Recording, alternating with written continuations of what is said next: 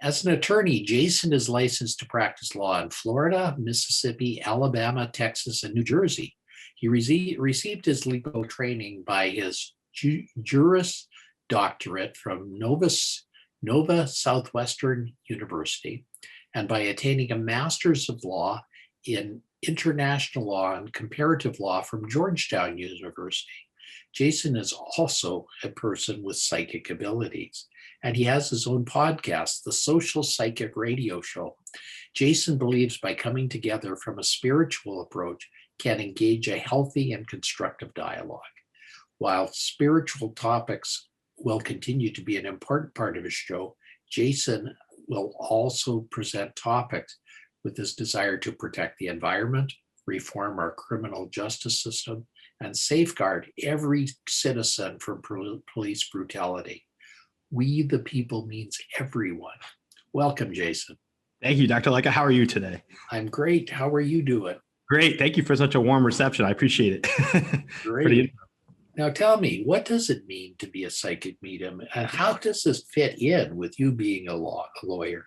It's funny. I was just literally commenting before we got on the air how I enjoy switching hats. This is my lunch hour right now, and I was working all morning, settling cases, negotiating cases, working with clients on my files, and I do property damage claims for hurricanes and stuff in Florida.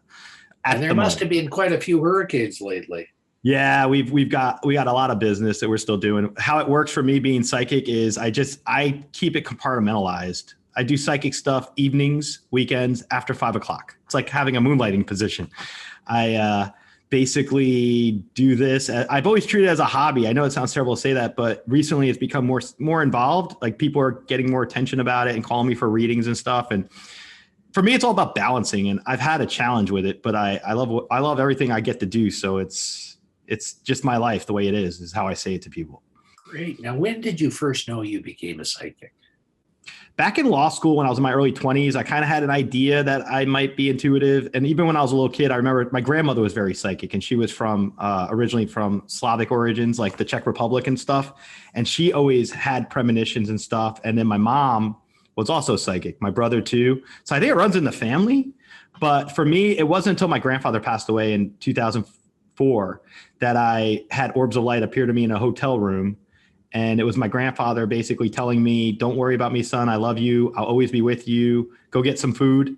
And my first spiritual experience happened that night when my best friend called to ask me how my grandfather was. And I picked up on her grandmother that passed away 6 months earlier at the drive-thru at Panera Bread in Wisconsin. So basically I went to get food. She called me to ask me how everything's going with my grandfather because he had a stroke. But I was like, oh, he's okay. He just passed. And she's like, what do you mean he passed? And I'm like, my grandfather crossed over. And she goes, well, how do you know that? My mom called me. She's like, well, you don't sound too upset. I said, because the orbs of light appeared in my hotel room because I was on a deposition in Wisconsin at the time. So she was skeptical. And then I started picking up on her grandmother, and that's when she became less skeptical, basically. Interesting. So do you get these orbs of light often from various things? That's the only time that's happened like that. My grandfather has come to me regularly in the last, how many number of years that is? 17 years. I get him regularly in visitation dreams. I get pennies from heaven. I literally get those anytime something important is about to happen in my life. I get an indicator of that. Usually my grandfather supporting me or showing me. I can communicate with my grandfather and other deceased people through synchronicity and understanding things from a larger perspective than just what we are living in our 3D world right now. Okay. That sounds interesting. And it sounds like definitely different from the conventional lawyers that we see. Correct. And I've kept them separate till this time. I mean, with my podcast, that's been growing. So people in my law life, I call it, in the legal profession who I work with, friends who are other attorneys and colleagues, and they all know about me. My law partners know about me doing the psychic thing and everything. And it's been really great. Everyone accepts it. I haven't had any ridicule. Well, that's good, because I think one of the biggest things you are opening yourself up by talking about it is ridicule. Somebody in your legal profession might say, geez, I don't know if this guy's all there. Is he with all the stuff, the talk of the spirituality? And my response to that would be, well, I don't think you're getting everything that you should be grasping, because we're not just mind and body. We're mind, body, and spirit. But now ethics rules, because I know you're a doctor, ethically, I do not let the lawyer and the psychic intermingle, because it's not like I'm going to be in court and be like, oh, what's the judge thinking right now? I don't do any of that. I keep literally separate hats. So in terms of ethics, I keep my lawyer side in one area, and then after hours and weekends, I do the psychic side. That sounds reasonable. It sounds very reasonable right there. So what's the most challenging aspect about being spiritual and a psychic? I think it's when you know things that are ahead. Like I know certain things are ahead in people's lives or my life, or get premonitions about things, but I don't know how I'm going to get there. Like I know point B is over there, but I'm at point A. How am I going from point A to point B? And things just fall in line over time. So having like before the election happened, I had a premonition June of last year that Biden would get elected president, that 5 states would flip blue. And I wrote a post on my Instagram, and I was right. I got all the states right. The only thing I didn't get right was I said that there would be a blue majority in Congress and that would be a landslide. Well, it wasn't a landslide. It was a slow trickle. But so I get things like that happen from time to time. And I guess understanding how to work within the parameters of our 3D world, as I call it, time, matter, space, where I pick up spiritual stuff, but realistically, the spiritual stuff I pick up, so many other people can pick up as well. So what I do, I say, is very basic and common, and it's not something that's so unique. I try to simplify being psychic so people don't think it's just this mysterious thing that's ephemeral. I just say, everyone's made of energy. So if everybody's made of energy, then I can read energy. So how does it make it any complicated that I could do that? I just happen to be a lawyer that does that. Are you certain there is an afterlife? Well, I've read thousands of people since 2004. The first 10 years of that, or actually the first 12 years of that, I was a private person denying being a medium. So I'd sit on an airplane and I would be flying for work, my law job, and I would pick up on someone grieving their daughter sitting next to me and start talking to her, and her daughter's coming through.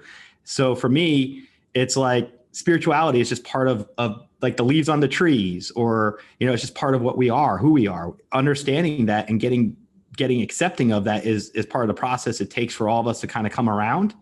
It took me 10 years because I was practicing law in conservative jurisdictions in Florida, the Bible Belt. I wasn't about to be open about letting people know I'm a psychic medium while I'm working Hurricane Katrina claims in Mississippi.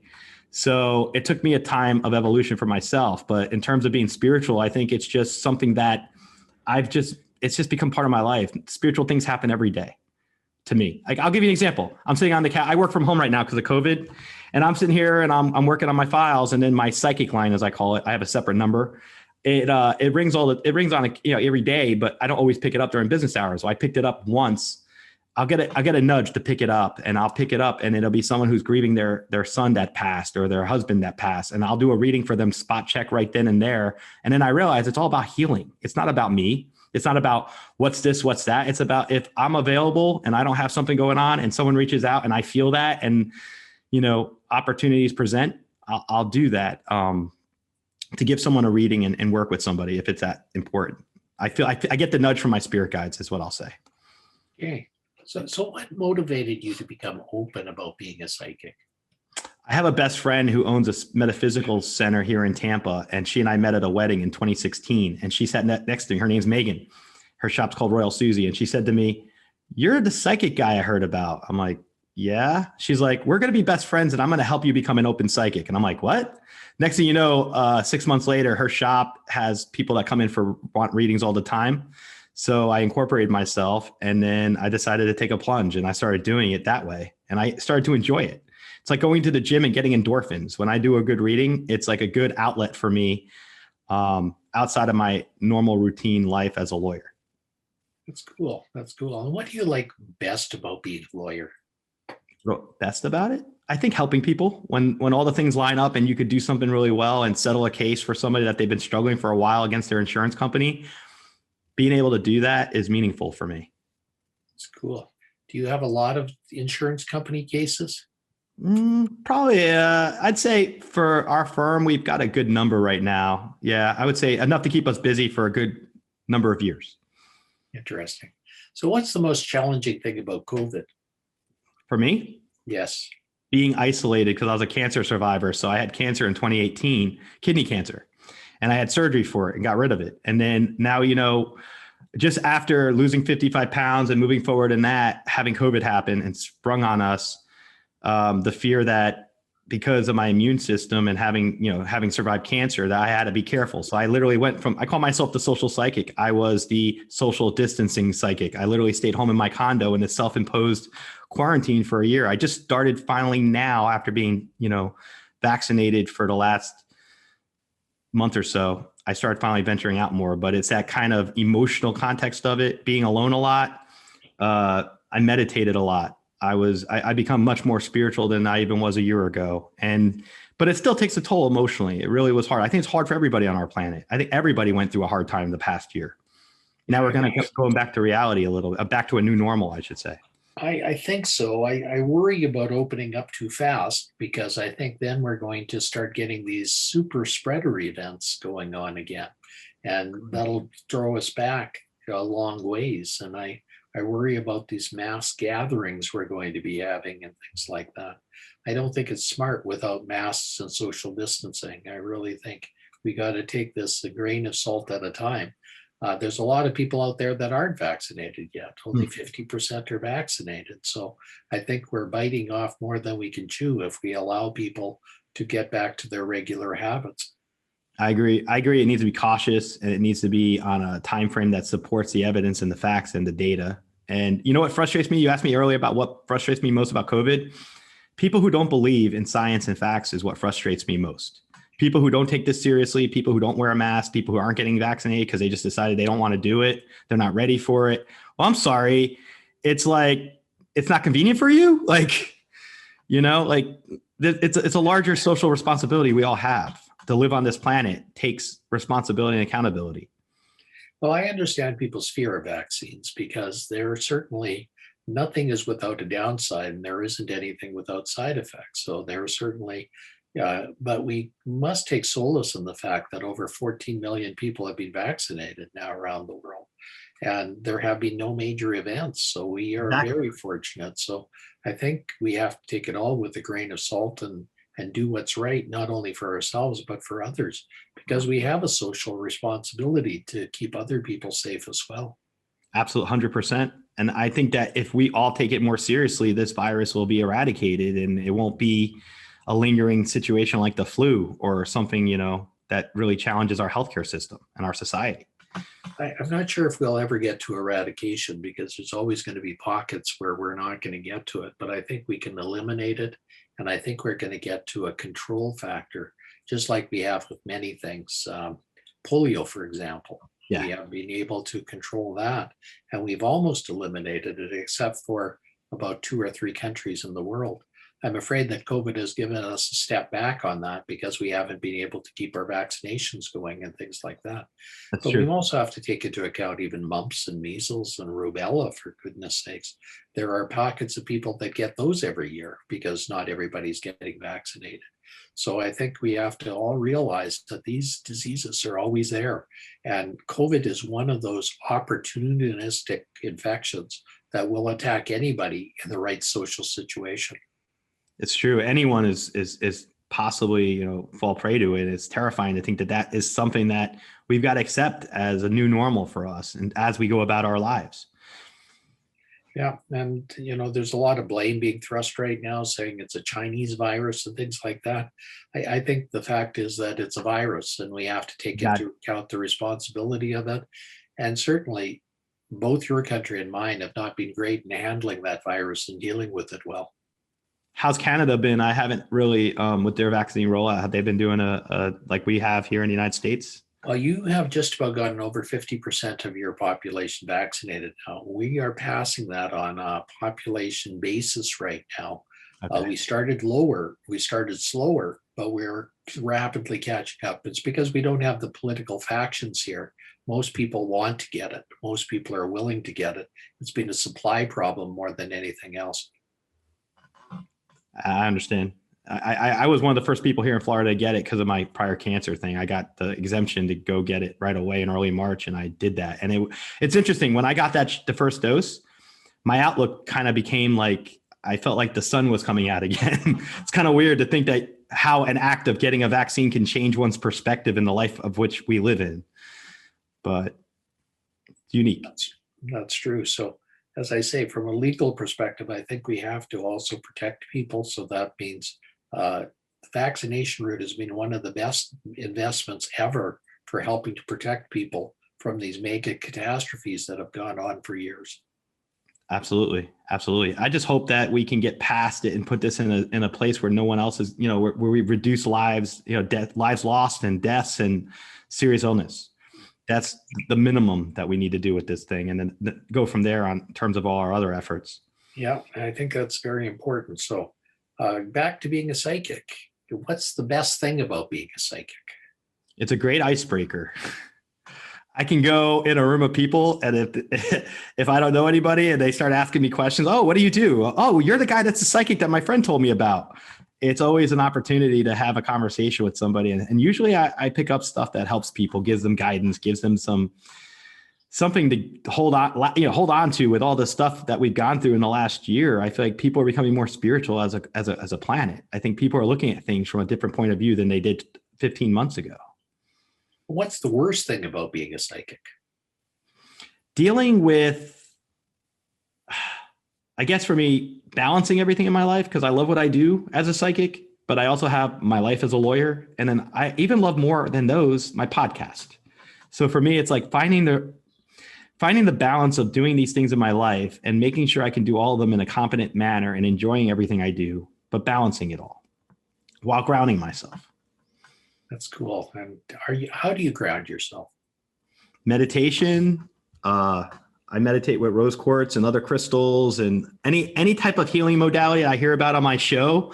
A lot of times I'll look into them, like, different forms of meditation, different forms of like just working inside, myself. For 12 months, I was stuck in the house for COVID, and I meditated and like forgiving people from the past, letting go of negativity, personal growth, all those things kind of flourished from being in quarantine. And I think that kind of helped me going forward now. What's the most interesting guest you've had on your podcast? I'd like to say Dr. Alan Lycka. Thank you very much. I have had, I've had so many amazing authors and guests on my show that it's been a treat. I'm expanding the reach of my show to include social justice issues. So I've had a few social justice type guests on my show, and they've been cool.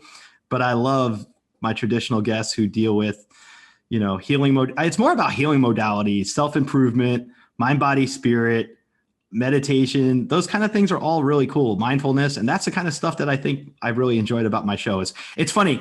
My show got set up as a platform, and then now it's kind of like I learn from my show.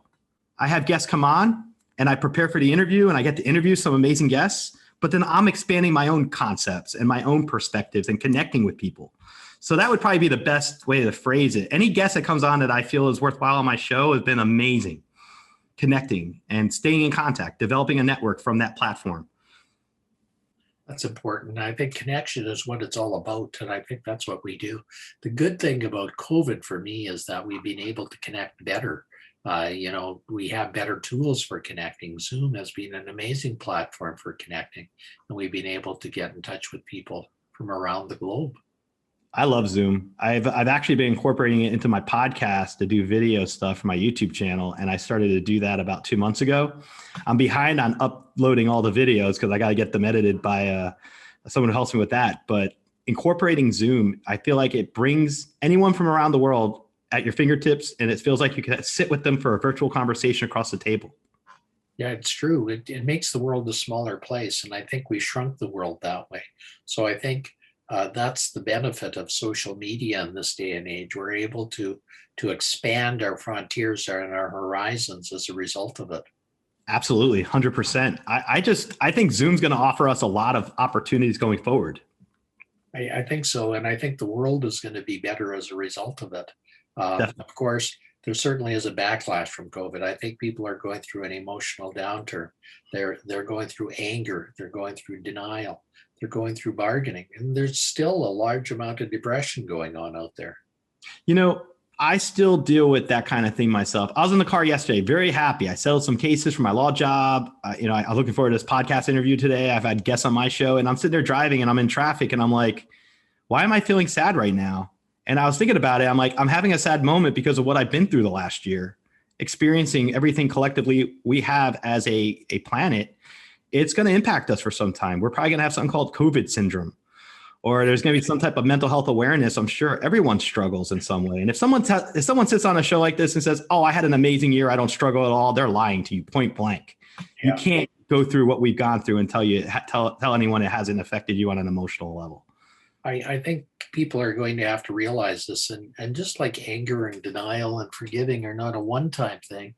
It's a thing that comes like waves on the ocean, back and back again. And we have to realize that this is going to be coming back and back again, probably for the next couple of years. And I'm sure a lot of us think, oh, now that the vaccine's been attained, we're going to have booster shots in a few months or whatever. This is behind us. But then you have people who never thought it was a virus to begin with. How do you work with people who don't even understand the facts? And that's scary for me. That's another tough part about being in this whole situation. The toughest part about COVID is having close friends of mine that I know for 30 years since high school, or friends I know from college. And they make some decisions and I'm scratching my head while I talk to them like, wait, you didn't do what you should be doing with how to contain the virus if you're exposed to somebody, or you haven't taken the right steps to do what you need to do to protect yourself and your family and anyone else. Like it's like really requiring every single person to be responsible. And all our lives are more interconnected because of the virus than before. Because now we got to worry, who have you been with? Have you been around anyone that's been infected? Have you had symptoms? What's your temperature? That's much more intrusive than we ever had before the pandemic. Yeah, for sure. Well, Jason, we're getting close to the end of our show already. Wow. Time has flown by as always. And how can people get in touch with you if they'd like to, for either of your services? Sure. I would just say for the psychic stuff, if you want to reach out to me, you can reach out to me at thesocialpsychic.com. And if anyone's interested in wanting to know more about my show, info at the letter D, social psychic radio at .com. Info at the letter D, socialpsychicradio.com. Cool. And what about if they need you as a lawyer? If they need me as a lawyer, they can look me up under my legal name, Jason Ciofalo, and that's Ciofalo. But I generally tell people through these interviews that I'm on here because of my psychic side, and that my lawyer side is, lawyers can't solicit, so I don't use these opportunities to put my name out there. But I would say generally, I would just, if anyone wants to reach out to me to talk to me, that's how they can find me. Sounds good, Jason. Well, thank you very much. Have a fantastic day. Thank you so much, Dr. Lycka. I appreciate it. Pleasure. Stay well.